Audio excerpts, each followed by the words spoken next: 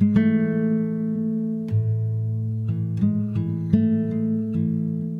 name is Justin, and I'm a son of God and an addict, and the host of the RECO12 speaker meeting. And thanks to my God, the steps, and the fellowship of other addicts, I'm sober one day at a time since June 19th, 2015. And for that, I am beyond grateful. Welcome to RECO12. We are an organization whose addictions include alcohol, drugs, lust, and sex, food, and gambling, just to name a few. We come together from all places, faiths, and backgrounds to learn the similarities of addiction and to gain tools and hope from others who are walking a similar path.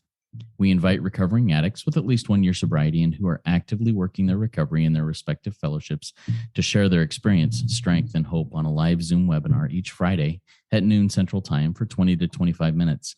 Then we, the live audience, get the opportunity to ask questions of that speaker for another 20 to 25 minutes. If you're hearing this meeting in recorded podcast form and would like to participate as a live audience member in the future, please go to RECO12.com, that's RECO12.com, to learn more and to submit your email address there to receive weekly invitations. RECO12 is a self-supporting service, and we appreciate your help in keeping us working our 12th step in this manner. We gratefully accept contributions to help cover the cost of the Zoom platform and other expenses that come up from this. To contribute, you can go to RECO12.com/support, or you can click the link to PayPal in the chat of the live meeting or in the show notes of the podcast. When you contribute, please specify the meeting number. This is number 76. One more word about our speakers before we introduce today's speaker. When we line up a speaker, we ask them to really think about the topic, to seek guidance on what they should talk about in order for us to gain the light and knowledge that maybe they have to share. That will inspire hope, meaning, worth, and growth in each of us, the listening audience. Now, let's introduce our guest speaker for today, Jared Kay, whose topic will be gaining independence while working the steps. Now, here's a little bit about Jared in his own words. He says, I have been sober for over 4 years, mostly due to the hard work and higher power. I have reached a point in my sobriety that allows me to socialize like a normal person. Constant self-awareness and the ability to go to that safe space in your heart and mind at will is very important. Jared, the floor is yours. Take it away. Thank you so much, Justin. I want to talk about how we can become independent recovery addicts. Too often people feel that they have to be completely dependent, and to the point where it's almost a codependence on the people in the program. And there's a balance, I find, between a healthy dependence and an unhealthy one. For example, I hear people that have been in the program for many years who still have to call people when a pretty girl walks down the street. That should not be the case after 3 years in a program. And I'm going to share with you the ways that you could become more independent.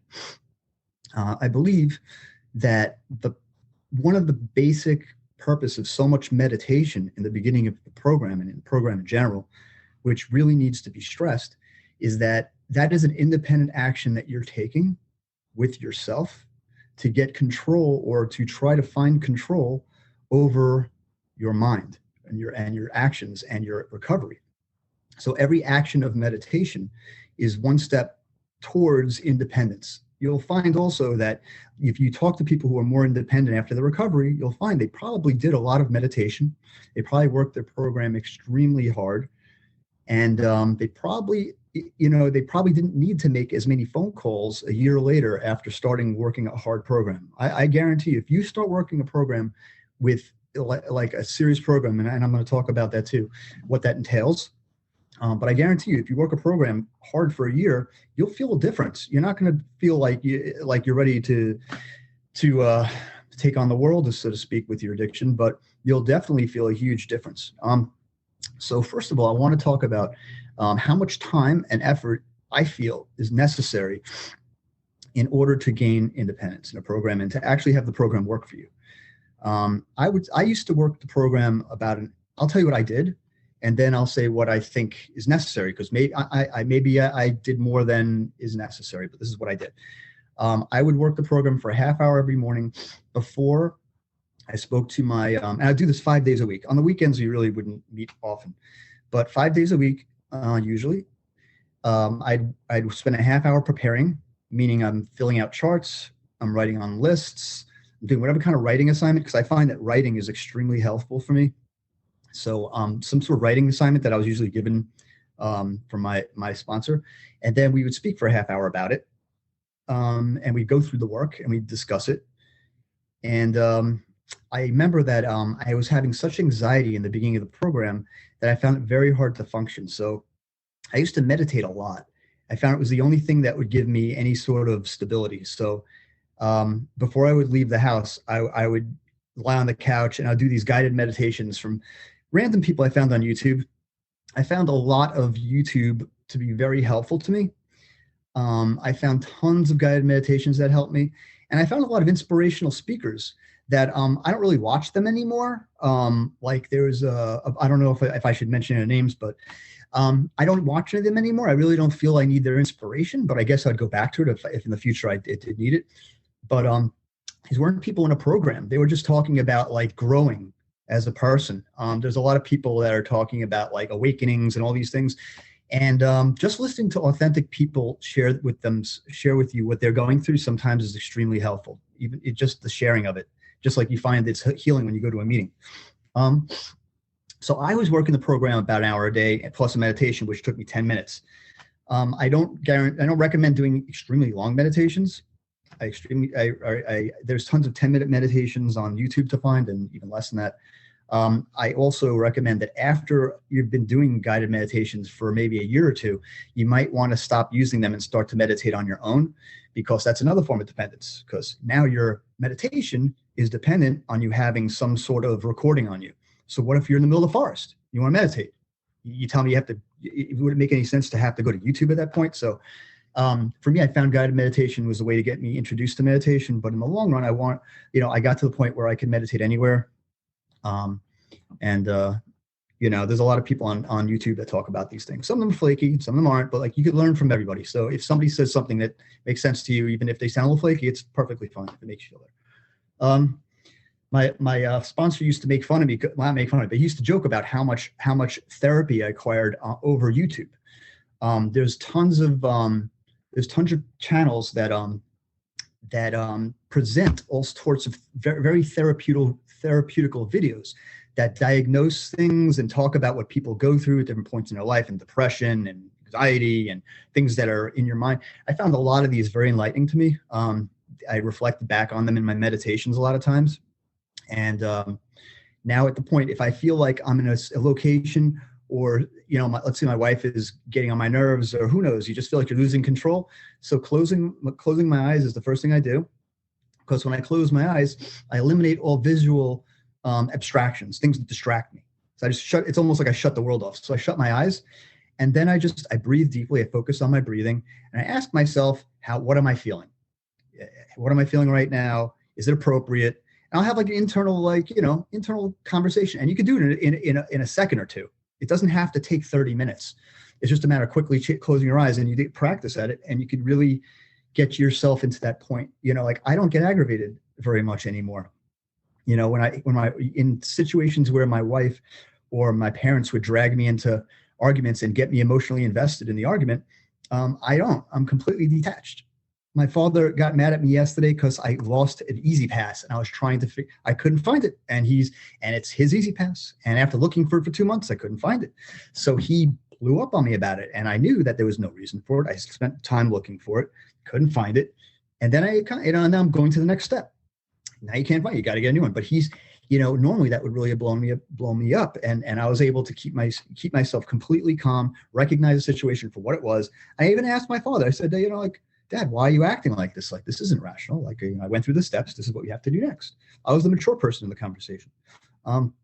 So I attribute all that to meditation and being able to find a safe space in your mind and to silence yourself. One episode in my life that was in my recovery that was tremendously helpful for me is at some point I went, my wife and I we have a place in the woods, and I went up there by myself for a few days, completely alone, just me and my cat. And it's interesting how loud your inner voice speaks when you're completely alone without distractions after a period of day or two. So like I was able to hear, it sounds crazy, but I was able to hear the inner conversation.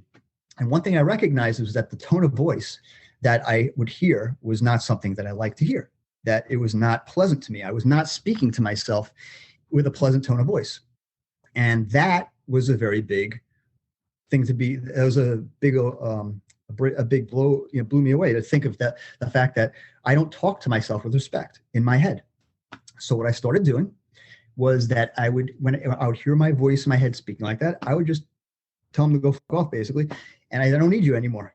So it sounds kind of funny, but I literally kicked out all the people, I don't know, in my head, kicked them out. I said, I don't like the way you're sounding to me. I want nothing to do with you. And I replaced them. What did I replace them with? Everybody has friends that always seem to say the right thing at the right time when you need to hear it. So I would start replacing the voices that maintain that conversation in my mind with voices of people that were very positive, like people that always made me feel good, always said the right things. I'd always make sure the voice that it was either not just what, sometimes it would almost be the tone of my friend's voice, hearing I'd use his voice in my head. So that was an interesting thing. Between the I don't know if you call that meditation. I don't know anybody else who really discussed this before, but I kind of reprogrammed myself, I guess. I became very aware from this time being alone. So I do recommend, it's a good thing to do. If a person has the ability to spend time alone, an extended amount of time, it sounds crazy, but if you can go away for a weekend and lock yourself in a cabin in the woods with plenty of food and water and a cat, so maybe you'll also gain what I gained. I do recommend that people do not have an opportunity to spend time alone at all. And it's a good thing to do, to spend a weekend completely alone with nobody else. And it's okay. You can turn on your computer if you want to watch a YouTube video. I was watching all kinds of inspirational YouTube videos. I was crying. I was very emotional. And the great thing of being alone is that nobody was around. I could cry all I wanted. I could scream all I wanted. I could rant and rave. I could do whatever I want. And it was very healthy. And that's another thing I wanted to mention. During the program, I think that it's a very important thing to keep a certain mindset, and that is what your goals are. And you should even have time frame goals, and they have to be reasonable. Obviously, you don't want to set goals that are too intense that if you don't reach, you're going to feel bad about yourself. So you have to set things that are very reasonable. But goals have to be set and goals have to be met. Whether it's working through this, how long is it going to take you to work through each step? How long should it really take you to go through the 12 steps? This has to be something that you have to have an honest conversation with yourself about. There's no reason you need to involve anybody else in it. Just look through the program and see what you think, and be honest with what you think it's going to take you to each step, and then try to hold yourself to it. If you don't think you could do a half hour in the morning and an hour in the morning because you have to get up too early for work, do whatever you can. That's my recommendation. If you have to do 5 or 10 minutes, it's better than nothing. And I think that after you start doing 5 or 10 minutes in the morning, you might realize you could do more, because there's a part of us that always, the evil inclination always wants you to screw up. He always has that. There's a part of yourself that's kind of self-destructive, I find, that addicts have. And that part of yourself is the only place you're allowed to place your anger. If you want to know where you're going to get angry, you're going to get angry at that part of yourself that is being detrimental to your recovery. So it sounds kind of funny, but anger is very good if it's used in the right place. And that's the only place. You can't get angry at other people, and not even yourself. But you can get angry at the inner voices that are driving in the wrong direction, because they're not you, and you can reprogram them, like I said. Justin, is there anything else that I should focus in on right now? Yeah, so I have one of my leading questions at the question and the Q&A, if you didn't get to it, was tell me what brought you into the program. Tell me your life that made you decide, hey, I got to get into a 12-step program. Sure. My wife basically went through my phone and found what I had been doing. And for years, due to the fact that I built up a lot of resentment towards my wife, I started acting out with other women. And she found that, and that was what brought me into the program. I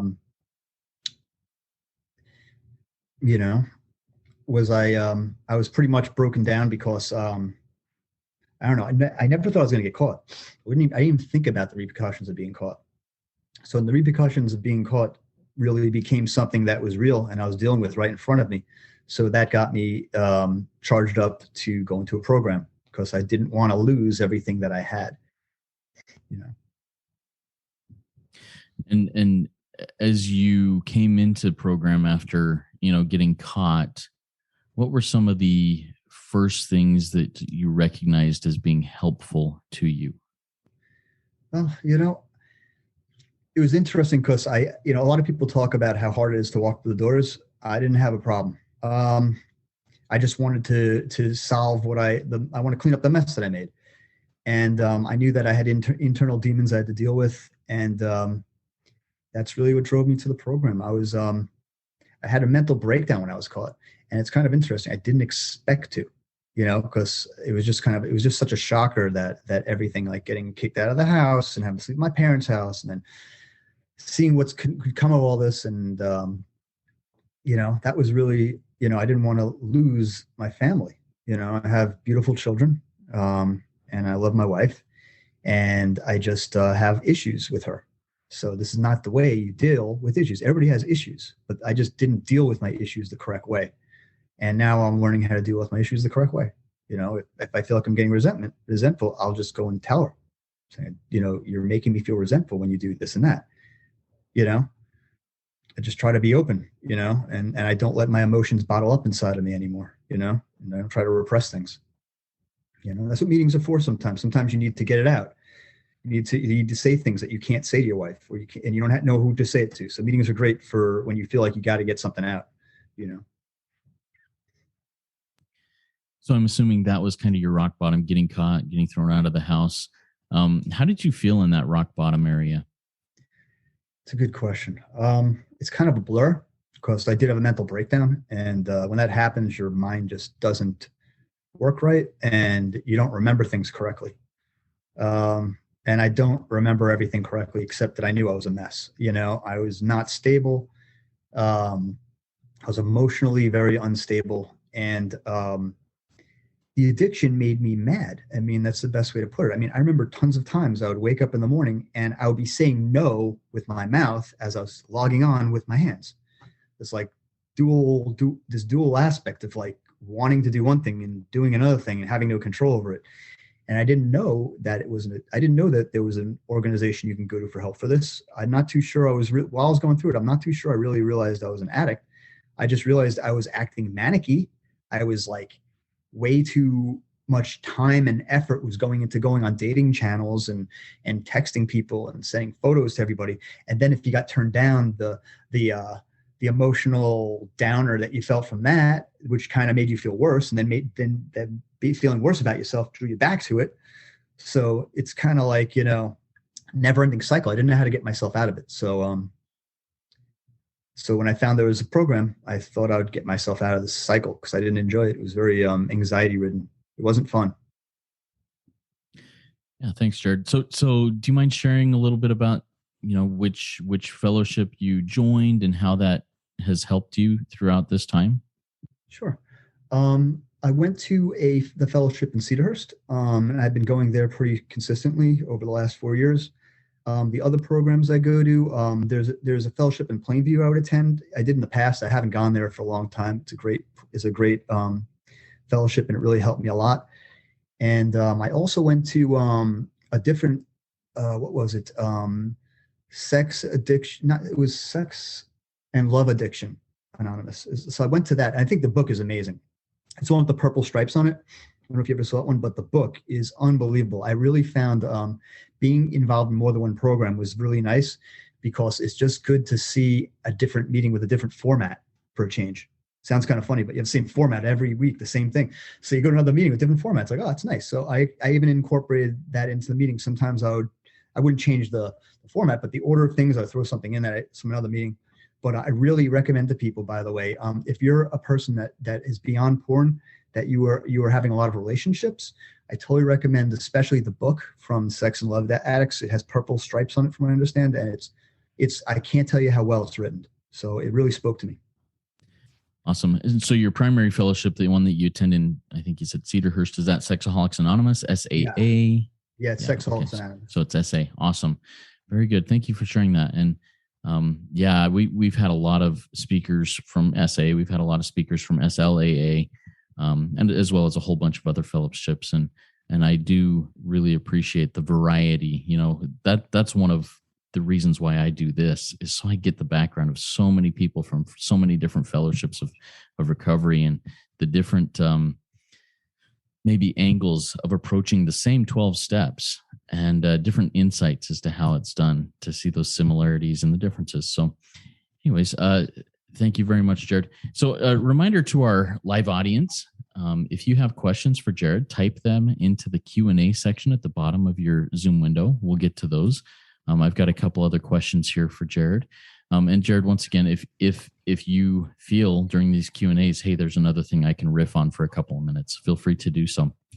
My first question, after these first couple, I guess my next question has to do with, hey, when you went off to your place in the woods to be alone for a few days.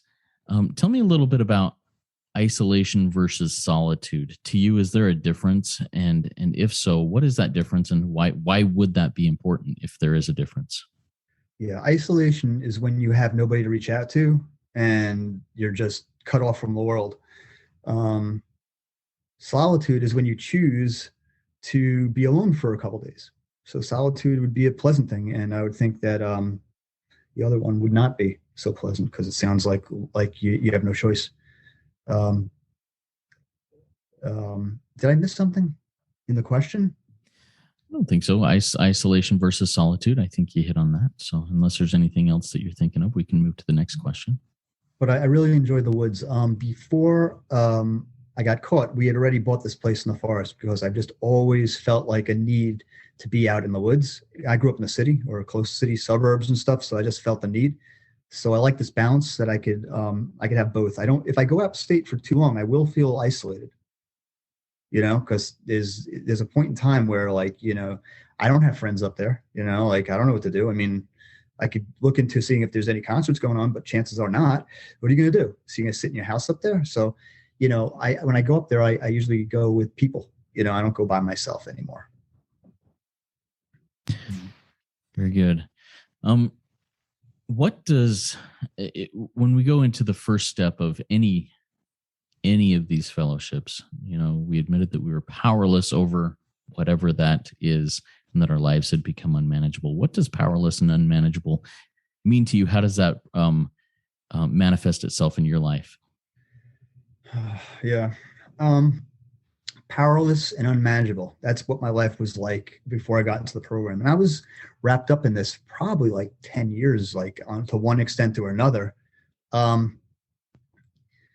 that was powerless, because I didn't have any tools to stop the process. I didn't know how to get off the boat, get off the merry-go-round. It just kept going. I just kept getting dragged back into it. I'd stop for a little bit, then I get dragged back into it. So having tools, it's very important to have tools that you can call people and ask for advice from people who've been through the same thing, but honestly, just working a program in the morning would usually take me through the day. It's like, after spending the morning working a program, talking to my sponsor, I didn't really have problems during the day. I mean, initially, when I entered the program, there were certain women I had a hard time giving up. And I would talk to my sponsor about that. There's a phrase that, this too shall pass. So, everything passes, whether it's good or bad. Nothing's permanent, So one thing I could tell everybody going through addiction, if you're having a bad day, it's just temporary. Everything's temporary. Yeah, I love that. This too shall pass. I mean, I haven't yet died because I'm abstaining from my addiction. It hasn't killed me yet, and I think that's for me, that's a powerful way to remember. You know what? I'm now sober 6.5 years, and I haven't died yet. So I don't think I'm going to die from it today. All right. Now, I really felt at one point that if I didn't use my penis, it would stop working. I really did. I thought if I didn't do something with it in a frequent basis, it's just going to stop working. It's the most ridiculous thing. It's completely wrong. It'll work. Don't touch it for a year. It'll still work. Yep, that insanity that comes in there, that the step 2 being restored to sanity. What does that mean to you, being restored to sanity by whatever that higher power is to you? It's a great question. I had a really hard time with my higher power because I'd say 15 years prior to me getting caught, I was practicing religion very heavily. So it really was hard for me to go back, because I was like, it doesn't work. I mean, like, it might be true, but it don't work. What am I supposed to do?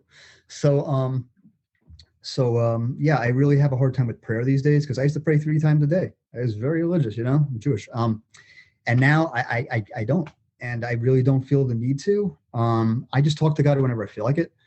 But I just felt like that for me personally, the very heavily induced religious lifestyle was very anxiety ridden for me. I'm a much calmer person now. I have much less anxiety, knowing that I don't have to run off to a minion at 7 o'clock in the morning before I go to friggin' work. And then when I get off work, you have to hit another one. I mean, it's very anxiety ridden. You're running around trying to pray everywhere. I mean, it's not calming.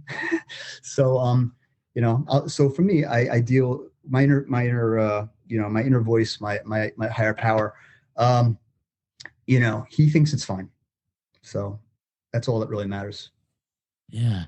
And then the restoral to sanity in that sense, can you see or remember a time maybe where that light went on, where, oh, I get it a little bit now. I get and I can move forward from here. It's a great question. I guess when I entered the program, I was very unstable. And then somehow working through the program, I think I gained my stability back. But I don't know. Can you repeat your question? I think I missed it. It was just basically the restoral to sanity, when maybe a moment where you went, oh, I get it. There's a light just came on and cleared things up a little bit. Well, my opportunity when I was alone upstate and I was able to hear the voices in my head. First, I felt crazy. I'm like, this is insane. So it's a good question of whether I gained I realized my sanity or lost it at that point in time. Can't really tell you. But I'm definitely more stable now. I'm more in control. I'm not so emotionally.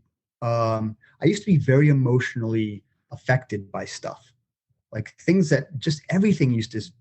I was a flag in the wind. Like I was just blown around, like somebody comes up to you and they're angry. Suddenly I'm angry. My wife comes and yells at me. Suddenly I'm angry. Somebody yells at me. Suddenly I'm feeling bad about myself. So I from all my meditation and stuff, I just observe people. I used to, by the way, part of my meditation that I would do, it's called a walking meditation, is constant self-awareness, constantly being aware of what you're thinking, what you're doing, and just trying to stay that way all the time. It's really hard. But now when I observe, and I got used to observing my own thoughts. Now when people talk to me, I observe their thoughts more than feel like they're so, I don't know. I guess the best way to put it, I learned more of an observer role, which makes me less emotionally involved in what's going on, because I'm a very emotional person. Matter of fact, I keep myself from watching certain things on the news because I just get very emotionally driven up. If I hear animals are being abused, like you say, there's a video and you see some really sickly dog that was thrown in the street. I can't take this shit. I'm too mushy. So I found that I had to create a healthy form of defense barrier, not one that hides myself, but one that just protects me. So one of my meditations I did, and it's a really great one, is you imagine yourself building a force field around your body, like a bubble. And you meditate on this force field just being built around your body and how only good things can come in. It has a permeable membrane. Only good things that come in, bad things leave immediately, like waste excretes from a cell. And I had this meditation where I'd meditate on that for a while. And I don't know if it's I don't know, but it helped me build this sort of healthier barrier where I feel like it protects good things come in, bad things go out type thing, I guess. It's a good meditation. There's so many good meditations out there, honestly. Yeah, meditation, prayer and meditation has really revolutionized my own recovery. I've only implemented it seriously in the last maybe 2 years, but man, for me, steps 2 and 11 have been the biggest game changers in my recovery. And like I said, I was about 5 years sober when I retook those steps in a way that just took me to the next level. I, like you, I grew up and I still do participate very much in the religion of my youth, the faith of my youth. but I had lost total trust and faith in the God of my youth. The coolest thing I ever did in my recovery so far was fire God, the God of my understanding. I fired his butt, and then I hired a new God that is that positive voice, that positive, always there, never letting me down. And if the old God tries to creep in, I show him his walking papers that I already gave him and walk him right out of that corner office in my mind that he held for so many years. But yeah, it's such a powerful, powerful experience. What of the steps, which of the steps have been most powerful in your own walk in recovery? So as I said, I was very full of resentments. So going through my resentment lists were very mind opening. Writing down all the people you felt resentment for, and realizing how far back in your life it goes, that you're still holding on to resentments from childhood. I mean, like, obviously, I mean, like, if you're holding on resentments from childhood, that's going to affect you. There's no way it can't. So for me, getting over my resentments towards all these people that I felt like I had resentments towards for whatever reasons, it was a very enlightening process of discovering how many people I felt resentment towards, who these people were, why I felt resentment towards them, and just moving past it. It was is a great feeling to move past your resentments. You know what I mean? That was probably the best part of the program for me. I had a very hard time with God. I still am not like 100%, there, honestly, because of my background, and maybe one day I'll figure that one out. But yeah, I fired my God and hired a God, I did the same thing. And I feel much better about it. Will I ever work back to any of the faith of my childhood? Look, I still believe in it. I just can't practice it. It for some strange reason, it makes me more anxious. Judaism is very hard. You got to pray 3 times a day. Okay, you got to eat kosher. It means you can't eat out anywhere if you go leave New York. You can't use Sabbath and everything. Can't travel on Saturday. All these restrictions. And I wasn't born this observant, actually. At the age of like 26 or so, I became more observant. And I took on all these things. And it was a point in my life where I realized I bit off more than I can chew. Everybody's different, from other people. It's maybe not, but for me, I bit off way more than I can chew. And it was not leading me towards God at all. Yeah, I found that religiosity, whatever that faith background is, can destroy peace rather than restore it or bring it in. No, good stuff. You mentioned, going through your resentments list. So step 4, how did you go about step 6, 7, 8, and 9 in that process? Hey, I've listed all these resentments, these things that I resent people for. How did you give those up and then make amends for those? So honestly, the only person I made amends for was my wife, because all the other ones, it was better off I didn't. Whether they were ex-girlfriends or whether they were other people that just from my past who just wouldn't be a good idea to get in touch with. So most of the people on my list really wasn't appropriate. And it's really kind of funny. But one of the people I had most resentments towards was my principal in elementary school.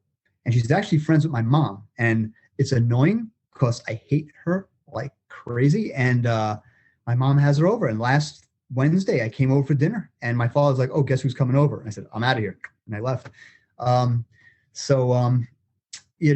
It's just because you get over your resentment towards somebody doesn't mean you love them. How's that? So I'm over my resentment towards her, and she doesn't have any effect on me. But I don't love her. I don't want to see her again. and whatever, it's like, it's really nice when you're able to make good on things and to approach the person and everything, but it's not always possible. And it's not always a good idea,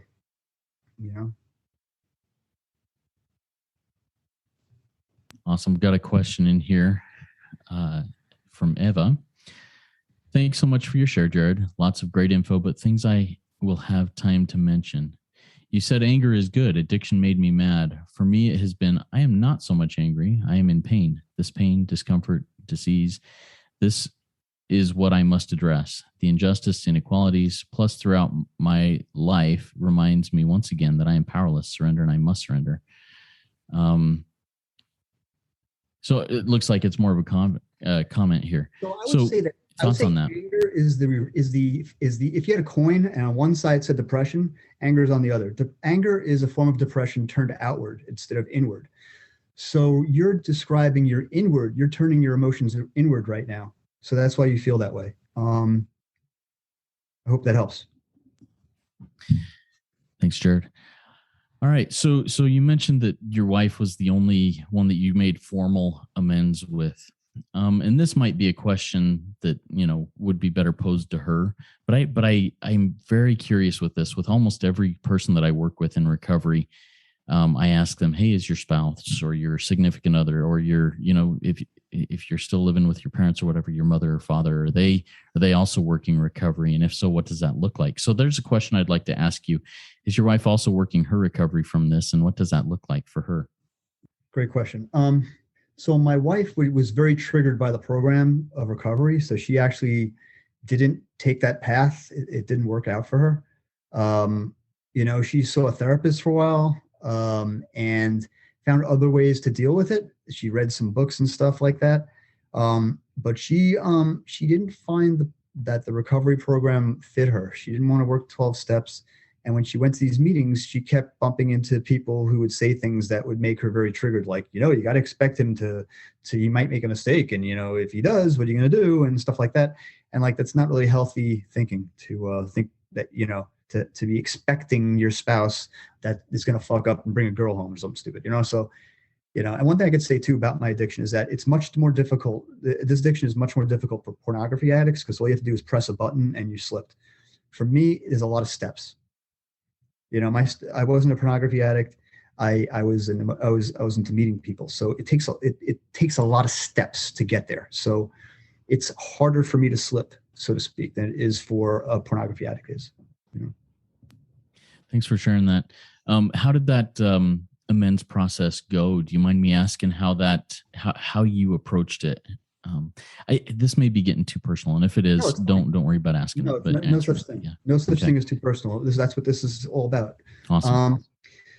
So I don't remember exactly what I said. I don't remember the exact words, but I remember getting the hardest part about it was getting mentally bludgeoned by my wife for the first year, I guess. So that was basically, I was just dealing with her mental bludgeoning. She just had no control. She would say very hurtful things, and I really couldn't blame her.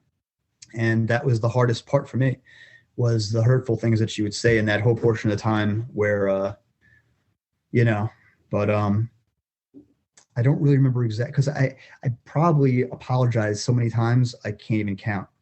So, and there were so many different times that I sat down with her and apologized for it. So, and so I don't recall a specific time.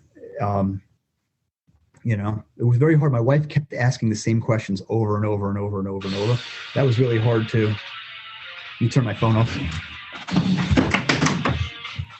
My volume down here too. Ringer. Oh man. Yeah, trying to take off during the day. All right. So you mentioned that. So what does healing for you personally, and maybe for your relationship with your wife look like from this day moving forward? The big thing is lowering expectations. The lower your expectations are, the happier you'll be. That's something that I've really learned. It sounds depressing at first, but it's not. Because we're not talking about expectations in a negative way. It's just like, if you're expecting your wife to greet you at the front door and she doesn't, you're upset. Why put those expectations out there in the first place? Is it really necessary? So I find that lowering my expectations for people was a very big thing. I have way too high expectations for others because I expect people to do things the way I do.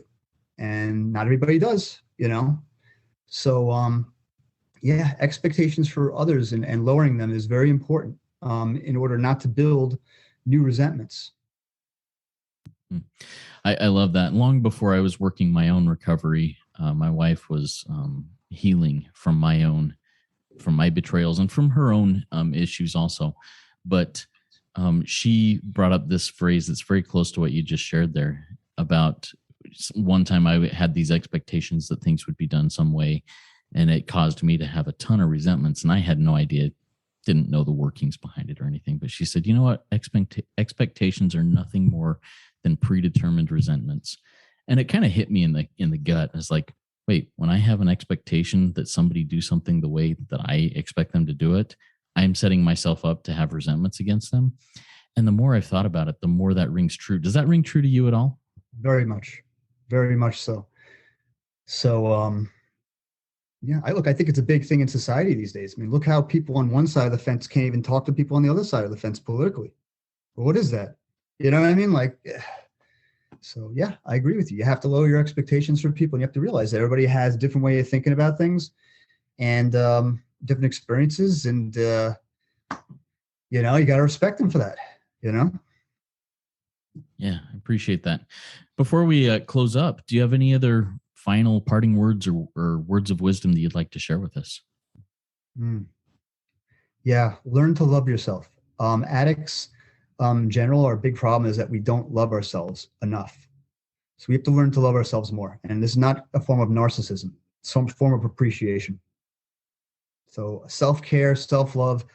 I make sure that I do I very much keep on top of my self-care. And I try to do things that make me happy. I try to create things to look forward to. I love music, so I'm always planning to go to see another band, and looking forward to another band for me is very optimistic. I love music. So one of the big things I missed during the last year was with the COVID. You couldn't go out and socialize, and so I'm an extrovert. So when I'm not around other people, I feel like I have no energy. I need to be around other people. It's funny. Yeah, lower your expectations on others, and don't be judgmental, and realize that you know, you might change your mind one day and they might change their mind one day, you know? So, and I don't try to, one thing also I've reached recently is when I used to get into conversations about people, politics or things, I always felt like I had the requirement that I had to speak my part and explain why I'm right. I don't do that anymore. There's so many times that I feel like I would have said my part in anything, you know, in tons of times. I find that I don't speak as much as I used to. I'm much quieter, I mean, so to speak, because I find that I don't know. I feel like I've learned to censor my speech, because that's another thing that could lead me into resentment. I can create a situation that's very uncomfortable for everybody, you know? Thank you for sharing all those things. I really appreciate it, Jared. Thank you for your time. Good RECO12 weekly speaker meeting for all addicts and those wanting to know more and learn more about addiction and the recovery therefrom. If you have any other questions that we weren't able to get to, please go to RECO12.com/forum and join in our community and ask those questions and answer others' questions that may come up. I invite the audience to come back next week. If you've not yet gone to RECO12.com and submitted your email address, get on to get on that invitation list, go do it. And if you really like this format, this program, this service that we do, go to Apple Podcasts and rate and review us. It helps us work our 12th step. Next week, we'll be hearing from Tanya D. from Germany, a multidisciplinary fellowship member in recovery for 14 years, whose topic will be the root of my affliction. Now, let's launch off into the rest of our day with the third step prayer, and I'll say that. God, we offer ourselves to thee, to build with us and do with us as thou wilt. Relieve us of the bondage of self, that we may better do thy will. Take away our difficulties, that victory over them may bear witness to those we would help of thy power, thy love, and thy way of life. May we do thy will always. Amen. Keep coming back, everybody. It works when I work it, so work it. You are worth it.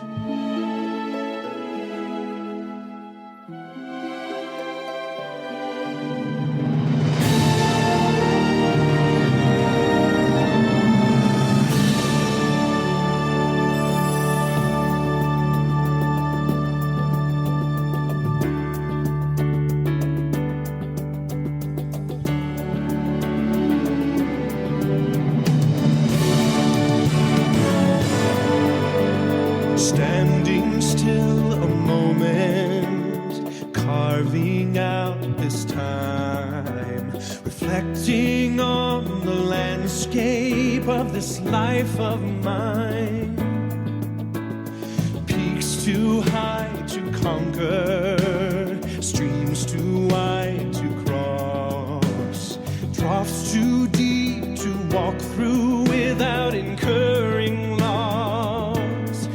here I am, still standing tall, despite the rough terrain. One like me survived the storms and walked through wind and rain. Still standing, I will fight the good fight, still searching for glimmers of light, feet still on the ground, I can still be found, standing still.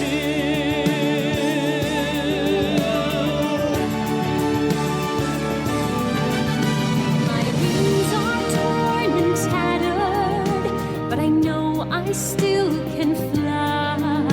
I may not soar unfettered, I may not rise too high. Recorded in the book of life and binded with the seal